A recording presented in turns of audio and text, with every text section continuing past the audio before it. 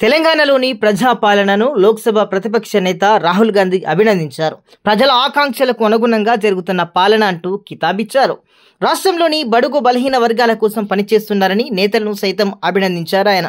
Assembly ఎన్నికల్లో Congress party ఇచ్చిన అన్ని గ్యారంటీలను నెరవేర్చే దిశగా ముందుకు సాగుతున్నారని లేఖ కూడా రాశారు. ప్రజాపాలన అద్భుతంగా కొనసాగుతుందని, రాష్ట్ర ప్రజలకు ఇచ్చిన హామీలను అమలు చేస్తూ ప్రజాప్రభుత్వం ముందుకెళ్తున్న తీరు అభినందనీయమన్నారు.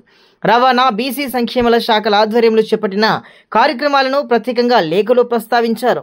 పార్టీ ఆకాంక్షలను సాకారం చేసే దిశగా ప్రజాప్రతినిధులందరూ నిరంతరం కృషి చేస్తారని ఆశిస్తున్నానని మంత్రి పొన్నం ప్రభాకర్కు రాహుల్ గాంధీ లేఖ రాశారు. ప్రజాప్రభుత్వం ఏడాది పాలన పూర్తి చేసుకున్న నేపథ్యంలో ఇందిరమ్మ రాజ్యంలో రాహుల్ మార్గదర్శకత్వంలో మరింతగా ముందుకు వెళ్తామంటూ ఇటీవల రాహుల్కు పొన్నం లేఖ రాశారు. ఆ లేఖకు స్పందనగా రాహుల్ మంత్రికి లేఖ రాసి అభినందనల వర్షాన్ని కురిపించారు.